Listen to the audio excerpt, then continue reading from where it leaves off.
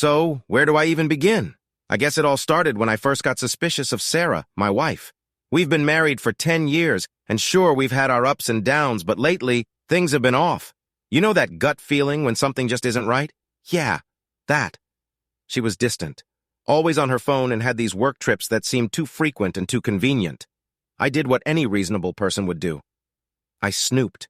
I didn't take long to find out about Mark, her lover. I say lover because that is the term she used in her texts. Romantic, isn't it? Anyway, I found out where he lived, where they met, all of it. Here is the kicker: I decided to take matters into my own hands. I got this powder from a guy I know. Let us just say it is the kind that makes you sleep like a baby. I waited for the perfect moment. Sarah had one of her work trips and Mark was home alone. I knocked on his door, pretending to be a delivery guy. I said I had a parcel for him. Mark opened the door looking confused. "I didn't order anything," he said. "Just sign here," I replied, handing him the package and a pen. As soon as he did, I lunged at him and blew the powder right in his face. It took a few seconds, but he passed out, collapsing on the floor. I immediately called my battle buddy Sam. We've been through a lot together, military days and all. He answered on the first ring. "Her parcel is ready," I said. Sam arrived a few minutes later, smiling like a kid in a candy store. "Where is he?" he asked. I pointed to the living room where Mark lay unconscious. "I know where to hit," I told him, gripping my bat. Kneecaps, ankles, and the family jewels. We went to work. It was brutal, but I felt a strange sense of satisfaction with each swing. Mark was groaning, barely conscious, but he wouldn't be walking or doing much of anything for a long time. Sarah came home later expecting to find Mark in bed. Instead, she found us standing over him, bloodied and broken. Her eyes widened in shock. "What have you done?" she screamed. I looked her in the eye, feeling nothing but cold anger. What needed to be done? Sarah's face was a mix of horror and rage, and she looked ready to lash out at me. "You are insane!" she yelled, rushing to Mark's side. I stood back, wiping the blood off my bat. "You made me do this, Sarah. You and your lies." She looked up at me, tears streaming down her face. "He didn't deserve this. He's a good man." "A good man," I scoffed. "He's a coward who knew you were married. That's not a good man. That's a homewrecker." Sarah shook her head, still cradling Mark's broken body. "You don't understand," she said, her voice trembling. "You are never here, always working, always busy. Mark was there for me when you weren't T." I felt a pang of guilt, but quickly buried it under my anger. "So your solution was to sleep with another man, to lie to my face over and over." She didn't answer, just kept sobbing over Mark. Sam, always the practical one, cleared his throat. "Look, we need to clean this up. We don't want the cops involved." I nodded. "Right. Sarah, call an ambulance. Tell them he was mugged or something. If you want to keep this quiet, you'll do as I say." She glared at me, but I could see the wheels turning in her head. She knew I was right. She took her phone out and made the call, her voice shaky as she fed them the lie. Meanwhile, Sam and I started to clean up the place, wiping down surfaces and getting rid of any evidence that we were there. As we worked, my mind raced. This wasn't just about the physical betrayal, it was the emotional one, too. Sarah had lied to me for months, maybe even years. I couldn't trust her, and that realization hurt more than anything else. When the ambulance arrived, we made sure to be long gone. Sam and I went back to my place, and I poured us both a stiff drink. "What now?" he asked, leaning back in his chair. I sighed, staring into my glass. "Now we wait. She'll have to explain this to the cops, and we'll see how good of a liar she really is." The next few days were tense. I stayed at the hospital with Mark, and I was left alone in our house, stewing in my thoughts. I went through her things, looking for more evidence of her betrayal. I found love letters, secret emails, and more damning texts. Each discovery was like a knife to the heart. Finally, Sarah came home. She looked exhausted, dark circles under her eyes, and she didn't even bother to greet me. She went straight to our bedroom, probably to sleep off the stress, but I wasn't done with her yet. I followed her, slamming the door behind me. "We need to talk," I said, my voice cold. She turned to face me, arms crossed. "What more is there to say? You've already made your point." I stepped closer, glaring at her. "Why, Sarah? Why lie to me? Why cheat?" She looked away, unable to meet my eyes. "It wasn't supposed to be like this," she whispered. I didn't plan for any of this to happen. It just did. That's not good enough, I said, my voice rising. You need to do better than that. She finally looked at me, her eyes filled with tears. I was lonely, okay? You were never there. And Mark, he made me feel wanted, needed. I'm sorry, but that is the truth. Her words cut deep, but I knew there was no going back. So what now? I asked, my voice barely above a whisper. Sarah took a deep breath. I don't know. Maybe we can fix this, maybe not. But we need to figure out what we want, both of us. I nodded, feeling a strange mix of anger and sadness. I need time to think, alone. She nodded, turning away from me. Take all the time you need. As I left the room, I knew things would never be the same. Our marriage was broken, and no amount of time or apologies could change that. The only question now was what I was going to do next. The days following our confrontation were a blur. Sarah and I avoided each other like the plague, barely speaking and only interacting when absolutely necessary. The silence in our house was deafening, and it gave me plenty of time to think. I spent a lot of time with Sam trying to figure out my next move. You can just let her walk all over you, he said one night over beers. You need to confront her, get everything out in the open. She was right. I needed answers, closure, and maybe some semblance of revenge. I wasn't about to let Sarah and Mark get away with what they'd done to me. One night I came home to find Sarah sitting in the living room, her eyes red from crying. We need to talk, she said, her voice barely a whisper. I sat down across from her, keeping my distance. Fine. Talk. She took a deep breath, wringing her hands nervously. I've been seeing a therapist, trying to understand why I did what I did. I raised an eyebrow, skeptical, and I have realized that I was looking for something you couldn't give me, but that doesn't excuse what I did. I know I hurt you and I am sorry, I scoffed. Sorry doesn't cut it, Sarah. You lied to me for months. You broke our marriage. I know, she said, her voice trembling, but I want to try and make things right if you will let me. I leaned back, crossing my arms, and how do you propose we do that? She looked up at me, desperation in her eyes. I want to go to couples therapy, work through this together. Please give us a chance. I considered her words, weighing my options. Part of me wanted to throw her out to end this nightmare and move on, but another part of me, a smaller part, still loved her, still wanted to believe that we could fix this. Fine, I said finally. We'll try therapy, but I'm not making any promises. Sarah nodded, tears streaming down her face. Thank you. That is all I'm asking. The next week we had our first therapy session. It was awkward and painful, but we both laid everything out on the table. Our therapist, Dr. Collins, was a no-nonsense woman who didn't let either of us off the hook. Infidelity is a symptom of deeper issues, she said during our first session. We need to address those issues if you're going to have any chance of moving forward.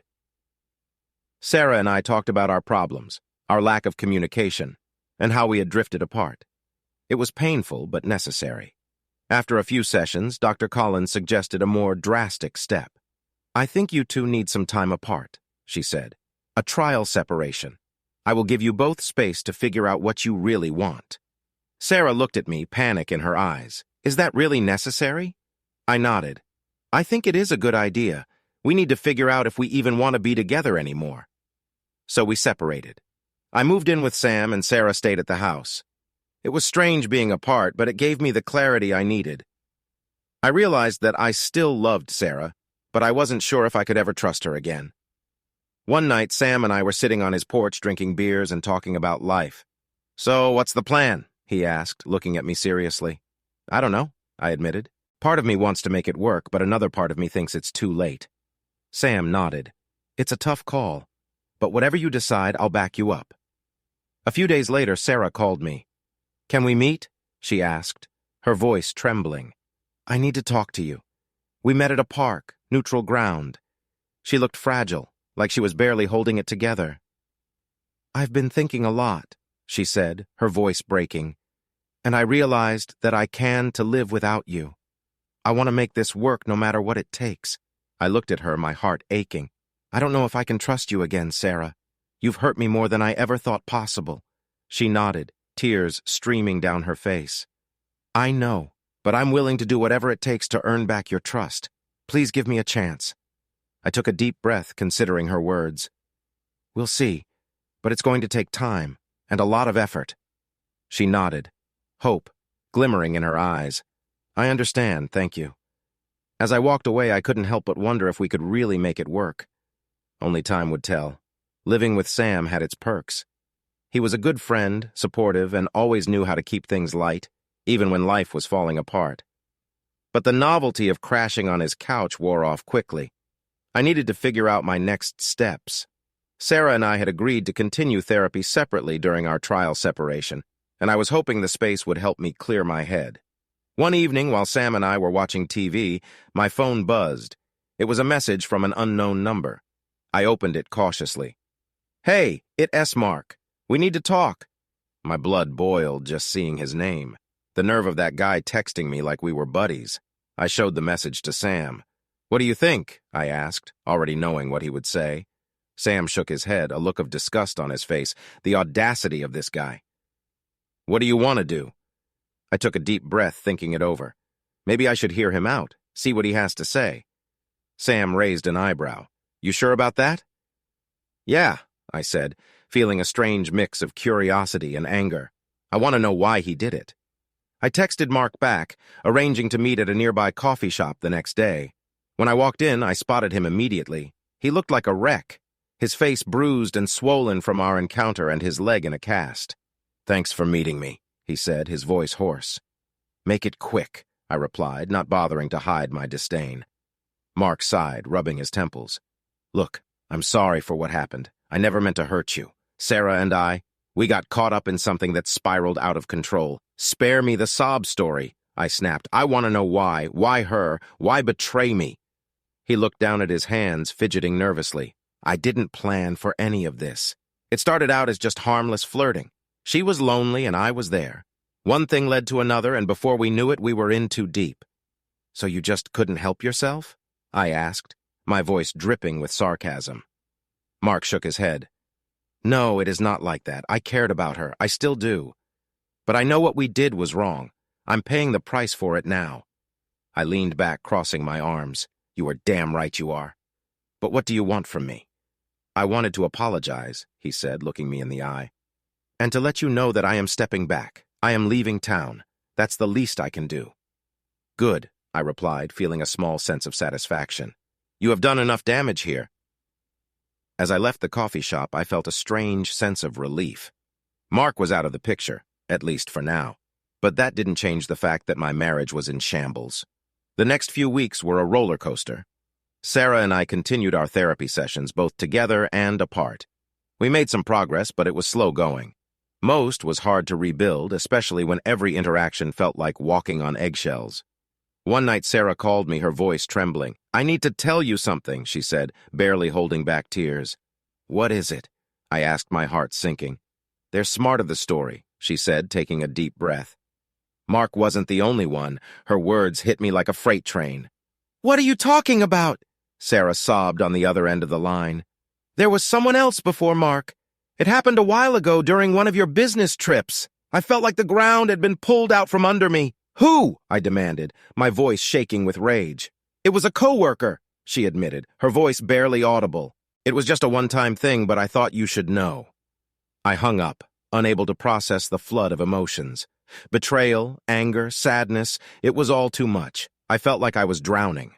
The next day, I confronted Sarah in our therapist's office. "Why didn't you tell me sooner?"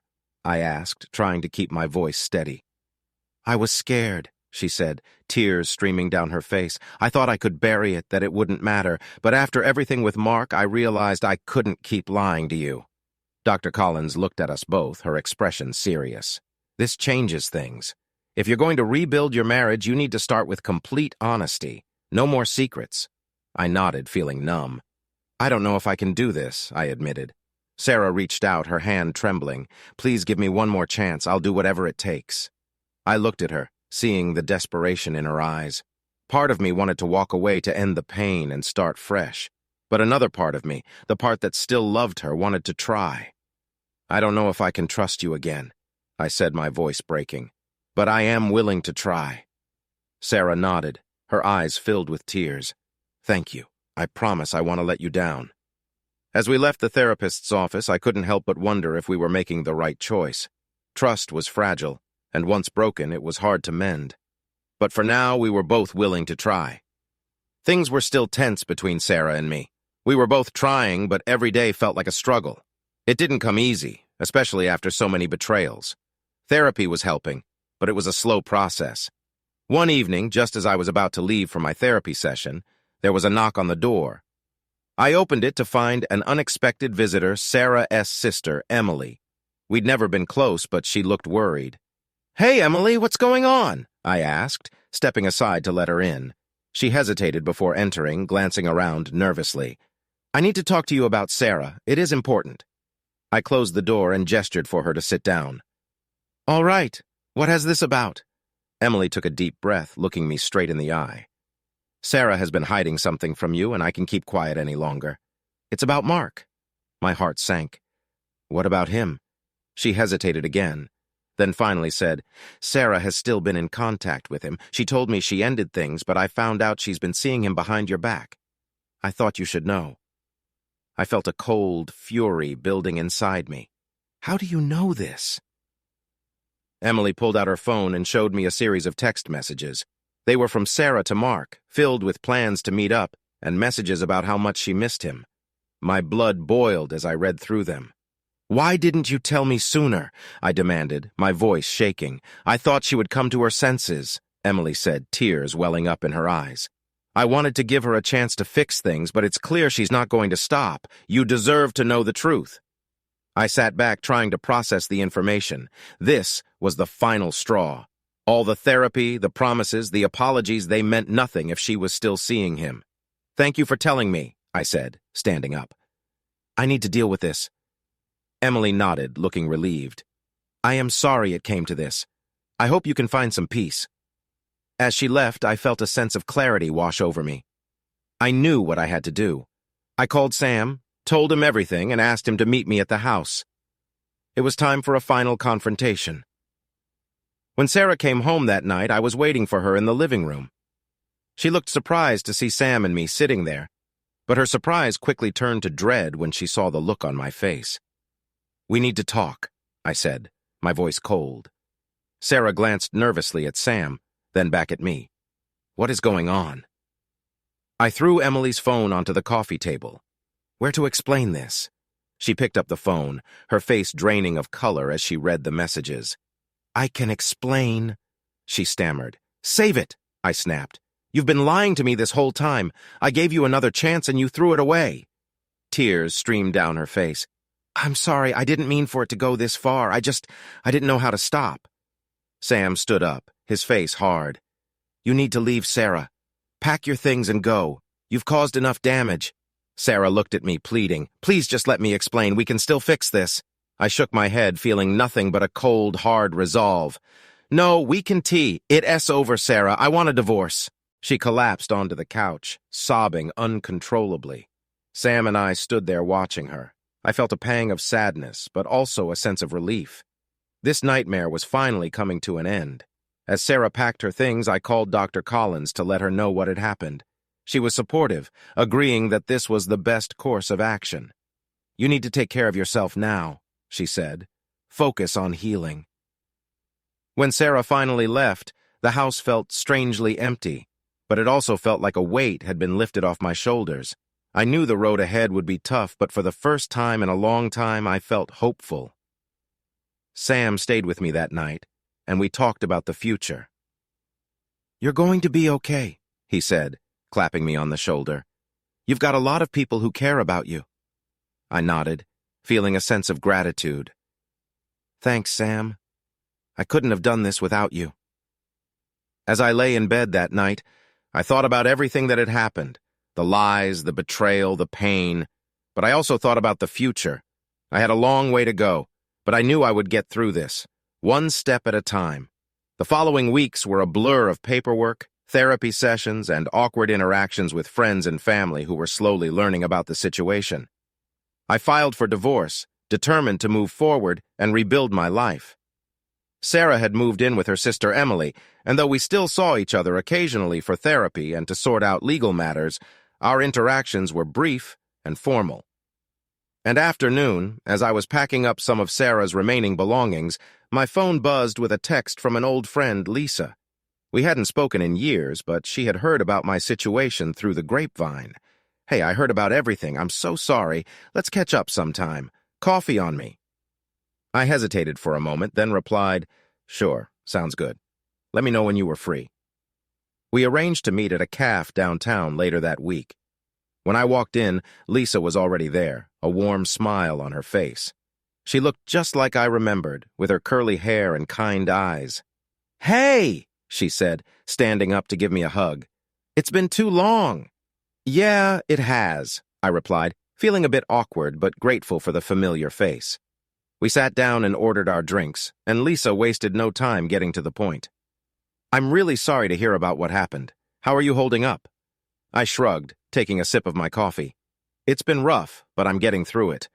One day at a time, right?" She nodded sympathetically.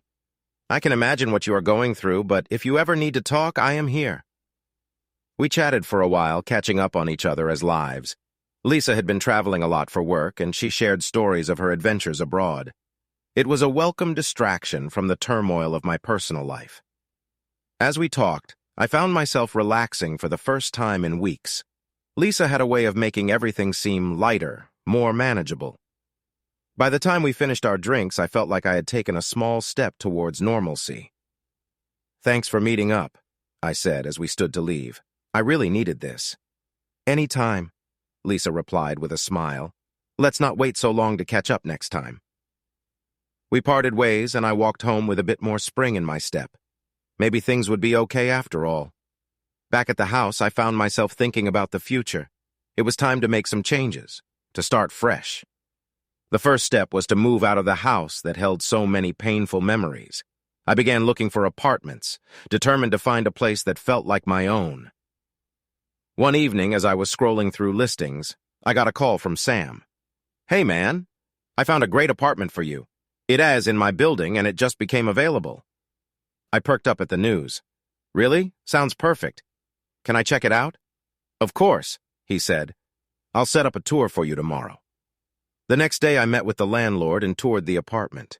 It was a cozy one-bedroom with a lot of natural light and a balcony overlooking the city. It felt right, like a fresh start. "I'll take it," I said, shaking the landlord's hand. Moving out of the old house was bittersweet. As I packed up my things, I couldn't help but think about all the good times Sarah and I had shared. But those memories were tainted now, and it was time to move on. With Sam's help, I got settled into my new place. It was a relief to have a space that was entirely mine, free from the ghosts of the past. I focused on creating a home that felt comfortable and welcoming, a place where I could heal and rebuild. One evening, after a long day of unpacking, I sat on my balcony with a drink in hand, watching the sunset. It was peaceful, and for the first time in a long time, I felt a sense of hope. I knew the road ahead would be challenging, but I was ready to face it. Over the next few weeks, I settled into a new routine. I went to work, continued my therapy sessions, and slowly started to reconnect with old friends. Lisa and I met up a few more times, and it was clear that our friendship was rekindling. It was nice to have someone who understood, who was there to listen without judgment. One day, while I was out for a run, my phone buzzed with a text from Sarah. I hesitated before opening it. "Can we talk? I know I've said it before, but I really am sorry. I want to make things right." I stopped, taking a deep breath. I didn't know if I was ready to face her again, but I knew I needed closure. I replied, "Okay, let's meet tomorrow at the park." The next day I arrived at the park early, feeling a mix of nerves and determination. Sarah showed up a few minutes later, looking just as nervous. We sat down on a bench, and for a moment neither of us spoke. Finally she broke the silence. "I know I've hurt you more than I can ever make up for, but I want you to know that I'm truly sorry. I've been working on myself, trying to understand why I did what I did." I nodded, appreciating her honesty. "I'm glad you are taking responsibility, but it's going to take a lot more than apologies to fix this." "I know," she said, her voice trembling. "I don't expect you to forgive me right away. I want to try. I want to be a better person for both of us." I looked at her, seeing the sincerity in her eyes. It was hard to ignore the pain she had caused, but a small part of me still wanted to believe in redemption. "We'll see," I said finally. "It's going to take time, and I'm not making any promises." She nodded, tears streaming down her face. "Thank you. That's all I'm asking for." As we left the park, I felt a strange sense of closure. The wounds were still there, but they were beginning to heal, and for the first time in a long time, I felt like I could see a path forward. The conversation with Sarah left me with mixed emotions. Part of me was relieved to finally hear her take responsibility, but another part was still wary. Trust was fragile, and I wasn't ready to let my guard down just yet. I focused on moving forward, taking each day as it came. In the weeks that followed, my new apartment began to feel like home. I spent my evenings decorating, adding personal touches that made the space uniquely mine. It was therapeutic, giving me something to look forward to.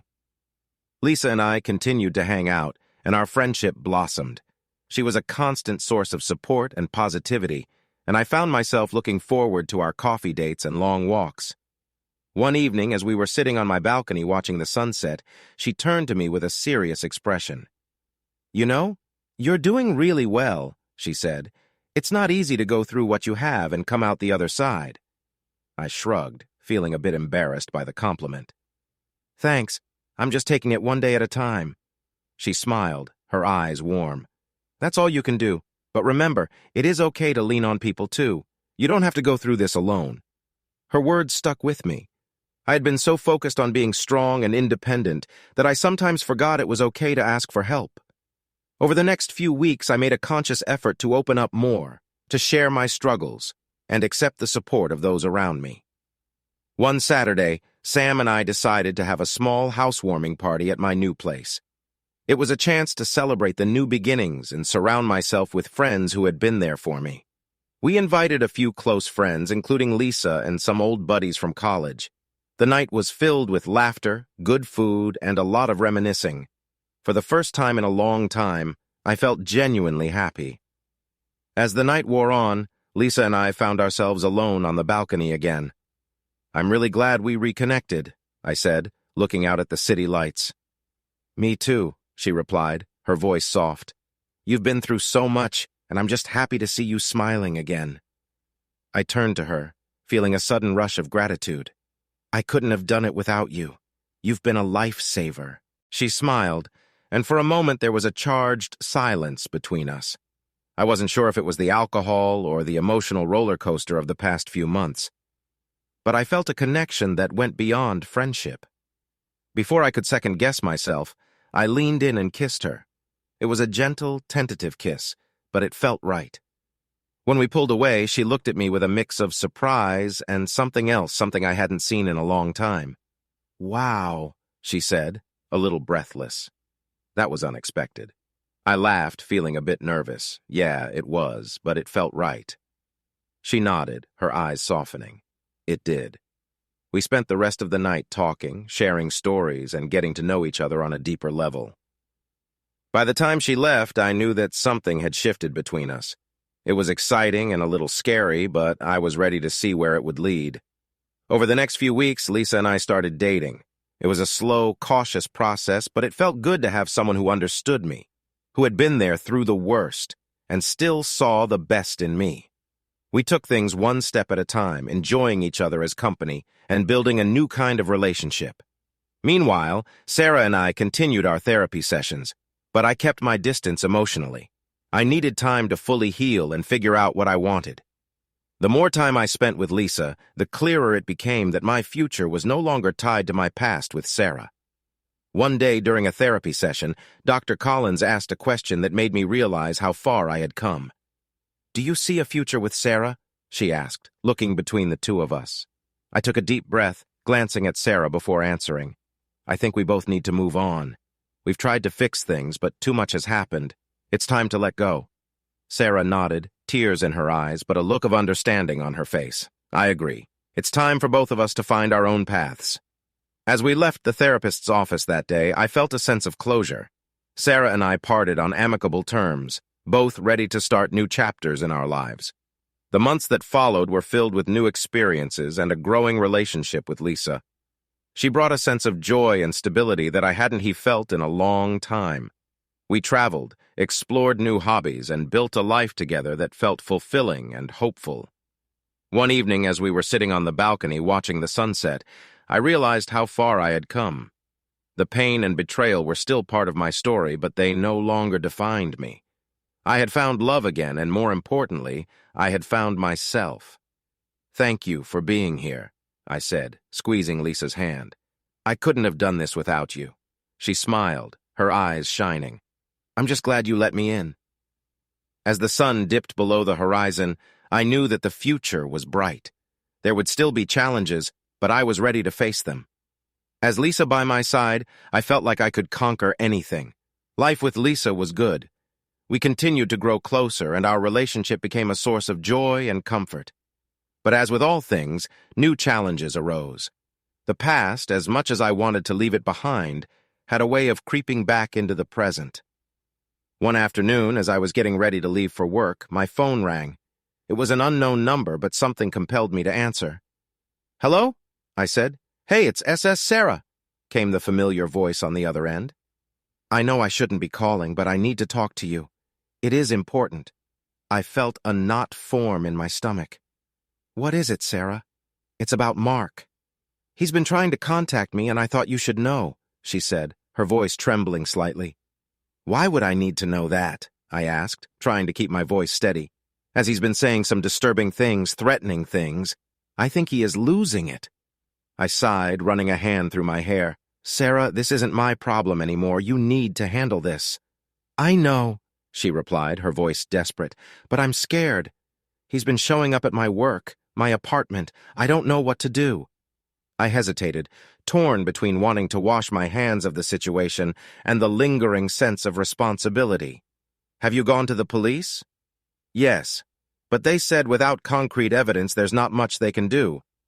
I just thought you should be aware in case he tries to contact you or do something worse."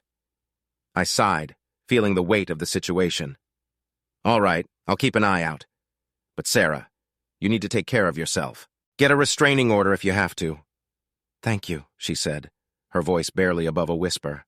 "I'm sorry to drag you back into this." After hanging up, I felt a mix of anger and frustration. Just when I thought I was moving on, the past came knocking again.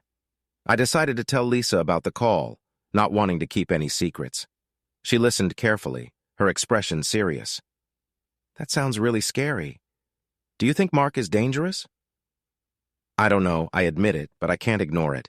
If he really is losing it, who knows what he's capable of?" Lisa nodded. "We'll keep an eye out, and if you need to do anything to help Sarah, I'm here for you." I appreciated her support more than words could express. We went about our day, but the uneasy feeling lingered. A few days later, as I was leaving work, I noticed a figure standing by my car. My heart skipped a beat when I realized it was Mark. He looked disheveled, his eyes wild. "What do you want, Mark?" I asked, keeping my distance. "I need to talk to you," he said, his voice unsteady. "You need to understand. Sarah is lying to you." "About what?" I asked, trying to keep my composure. "About everything. She never wanted to leave you. She made me do it, she's manipulative, and she's trying to ruin my life now." I shook my head, feeling a surge of anger. "I don't care about your drama, Mark. Stay away from me and stay away from Sarah." He stepped closer, his expression desperate. "You have to believe me. He's dangerous. She'll destroy you just like she destroyed me." I took a step back, my hand reaching for my phone. "I'm calling the police if you don't believe right now." Mark hesitated, then turned and walked away, muttering under his breath. I watched until he disappeared, then quickly got into my car and locked the doors. That night I told Lisa about the encounter. She looked worried but remained supportive. "This sounds serious. We need to be careful." I nodded, feeling the weight of the situation. "I'll call the police tomorrow and let them know. Hopefully they can do something." The next day I went to the police station and filed a report. They took my statement seriously and assured me they would keep an eye on the situation. It was a small comfort, but it was something. As the weeks passed, I tried to focus on my life with Lisa. But the shadow of Mark's threats lingered. We took precautions, staying vigilant and making sure to keep each other informed of our whereabouts. One evening, as Lisa and I were having dinner, My phone buzzed with a text from an unknown number. I opened it, my heart's sinking as I read the message. "You think you are safe, but you are not. This isn't tea over." I showed the message to Lisa, who looked equally alarmed.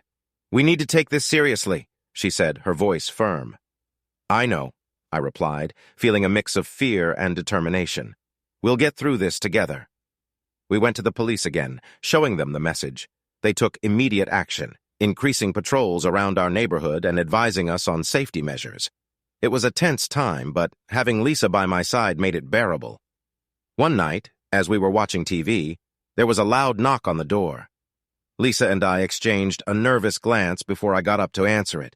I peered through the peephole and saw 2 police officers standing outside. I opened the door, feeling a rush of relief. "Officers, is everything okay?" One of them nodded. "We just wanted to let you know that we've arrested Mark. He was caught trespassing on your property earlier today. He is being charged with harassment and violating a restraining order." I felt a wave of relief wash over me. "Thank you so much. This means a lot." The officer nodded. "Just doing our job. Stay safe." As I closed the door, I turned to Lisa, who looked equally relieved. "It's over," I said, feeling a sense of closure. We smiled, wrapping her arms around me. We did it. We were safe now. With Mark finally out of the picture, we could focus on building our life together without fear. The challenges had been tough, but they had also brought us closer. We had faced the past and come out stronger on the other side. With Mark out of the picture, life started to settle into a more comfortable rhythm. Lisa and I continued to grow closer, our relationship blossoming into something strong and beautiful. The shadow of the past was finally lifting, allowing us to focus on our future together. One weekend, we decided to take a trip to the countryside to get away from everything and spend some quality time together. We rented a cozy cabin by a lake, surrounded by trees and the sound of nature. It was the perfect escape. As we unpacked, Lisa looked at me with a smile. This is exactly what we needed. No drama, no stress, just us. I nodded, feeling a sense of peace. Yeah, it's nice to finally have a break. We spent the days hiking, fishing, and simply enjoying each other's company. At night, we'd sit by the fire, talking about our dreams and plans for the future. It was during one of these quiet evenings that Lisa brought up something that had been on my mind as well. "Do you ever think about what happens next?" she asked, her voice soft. I looked at her, taking a deep breath. "Yeah, I do. I think about it a lot. I want us to keep moving forward, building something together." She smiled, her eyes shining in the firelight. "Me too. I love what we have, and I want to see where it goes." I reached out, taking her hand. "Lisa, you've been amazing through all of this. I couldn't have done it without you. I want you to know that I am committed to making this work." She squeezed my hand, her smile widening. "I feel the same way. We've been through so much already, and I believe we can handle anything that comes our way." We sat in comfortable silence for a while, the crackling fire the only sound. It was a moment of clarity where I realized just how lucky I was to have found someone like Lisa. She had been my rock, my support, and now she was my future. The next day, as we were packing up to leave, I found myself thinking about the journey we had been on. From the painful betrayal and heartbreak with Sarah to the unexpected challenges with Mark, it had been a tumultuous time. But through it all, Lisa had been there, unwavering and supportive. As we drove back to the city, I felt a renewed sense of purpose. It was time to truly move on and start building the life I wanted. With Lisa by my side, I knew anything was possible. Back in the city, we fell back into our routine, but there was a new sense of stability and hope. We started making plans for the future, talking about moving in together and even taking a big trip abroad. Life was looking up, and I couldn't have been happier. One evening, as we were cooking dinner together, my phone buzzed with a text. It was from Sarah. I hesitated before opening it, not sure what to expect. "Hi, I know we've both moved on, but I wanted to let you know that I am moving out of the city. I think it is best for both of us to have a clean break. I wish you all the best." I showed the message to Lisa, who read it and nodded. "It is a good step. Closure for both of you." I nodded, feeling a mix of emotions. Yeah, it is. It is time to fully let go and embrace the future. We sat down to dinner, and I felt a sense of finality wash over me. The chapter with Sarah was finally closed, and a new one was beginning. One filled with hope, love, and endless possibilities. The following months were some of the happiest I'd experienced in a long time. Lisa and I moved in together, and our home was filled with laughter, love, and the occasional argument over whose turn it was to do the dishes. We took that trip abroad, exploring new places and creating memories that would last a lifetime. One evening, as we were sitting on the balcony watching the sunset, Lisa turned to me with a serious expression. "There was something I have been wanting to talk to you about."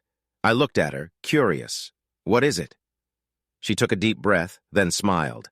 "I love you, and I want to spend the rest of my life with you. I know it's soon, but I have never been more sure of anything in my life. I felt my heart swell with emotion. "I love you too, Lisa, more than anything.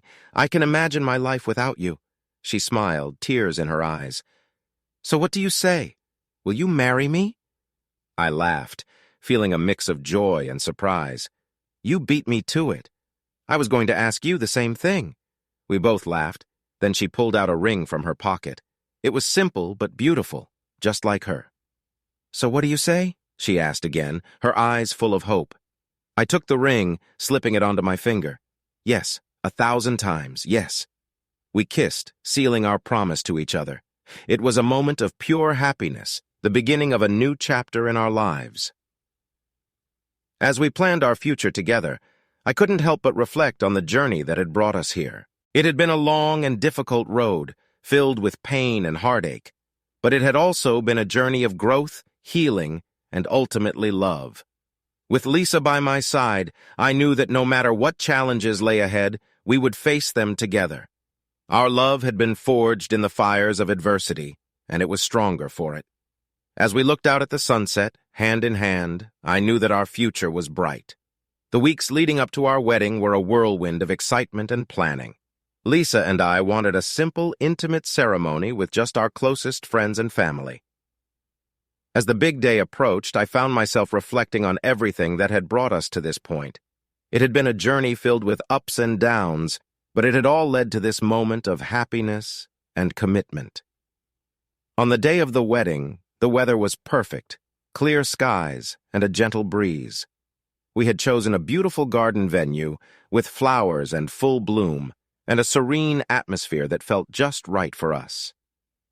As I stood at the altar waiting for Lisa, I couldn't help but feel a sense of awe at how much my life had changed. When Lisa appeared, walking down the aisle with a radiant smile, my heart skipped a beat. She looked stunning in her simple yet elegant dress, and as she drew closer, I could see the love and joy in her eyes. This was it, the start of our new life together. The ceremony was perfect. We exchanged vows that we had written ourselves, each word filled with love and sincerity. As I slipped the ring onto Lisa's finger, I knew that I was making a promise to cherish and protect her, no matter what challenges we might face. "You may now kiss the bride," the officiant said, and I leaned in to kiss Lisa, feeling a rush of emotion as our friends and family cheered. It was a moment of pure joy, a celebration of the love that had brought us through the darkest times and into the light. The reception was a lively affair, with laughter, dancing, and heartfelt toasts. Sam, as my best man, gave a speech that had everyone in stitches. "Here is to my best friend," he said, raising his glass, "who has finally found the happiness he deserves. Lisa, thank you for bringing that smile back to his face. Lisa S." Sister Emily also gave a touching toast. "I've watched my sister go through so much, and I've seen her strength and resilience. Today I see her truly happy, and I'm grateful that she has found someone who loves her as much as you do." As the night wore on, Lisa and I stole a moment away from the crowd, stepping outside to gaze at the stars. "Can you believe we are finally here?" she whispered, leaning against me. I wrapped my arms around her, feeling a sense of contentment that I had never known before. It's been a long journey, but I wouldn't change a thing. Every step brought us here, to this moment. We stood there in silence, holding each other and looking out at the night sky. It was a moment of peace, a promise of the future we would build together. The days and weeks after the wedding were a blissful time of settling into our new life. We moved into a cozy house and a quiet neighborhood, filling it with love and laughter. Our home became a sanctuary, a place where we could truly be ourselves. Lisa continued to support me as I healed from the past, and I did the same for her. We were partners in every sense, facing each challenge together and celebrating each victory. Our love grew deeper with each passing day, strengthened by the trials we had overcome. One evening, as we were sitting on the porch, Lisa turned to me with a smile. "I have some news," she said, her eyes sparkling. "What is it?" I asked, curious. "I am pregnant," she said, her smile widening. For a moment I was speechless, then a rush of joy and excitement filled me. "That is amazing," I exclaimed, pulling her into a hug. "We are going to be parents." As we celebrated the news, I felt a sense of completeness. This was the future I had always dreamed of: a loving partner, a growing family, and a life filled with hope and possibility. The months that followed were filled with preparations for the baby. We painted the nursery, shopped for baby clothes, and attended prenatal classes together. It was an exciting time, and each day brought us closer to meeting our little one. When the day finally came, Lisa was a champ. She handled the labor with strength and grace, and when our baby girl was born, I felt a rush of love that I had never known before. Holding her in my arms, I knew that this was what life was all about. We named her Grace, a testament to the journey we had been on, and the grace that had brought us through it all. She was perfect, and as I looked at Lisa, I knew that our love had created something truly beautiful. As we settled into parenthood, our love for each other and for Grace grew even stronger. Our home was filled with laughter, sleepless nights, and the joy of watching our daughter grow. It wasn't always easy, but it was always worth it. One evening, as we sat on the porch watching Grace play in the yard, Lisa turned to me with a smile. "Can you believe how far we've come?" I smiled, wrapping my arm around her. "We've been through so much, but it's all led us here, and I wouldn't change a thing." As we watched the sunset, I felt a sense of peace and fulfillment. The journey had been long and difficult, but it had brought us to a place of love and happiness. And as we faced the future together, I knew that there was nothing we couldn't handle. Life was good, and with Lisa and Grace by my side, I knew that the best was yet to come.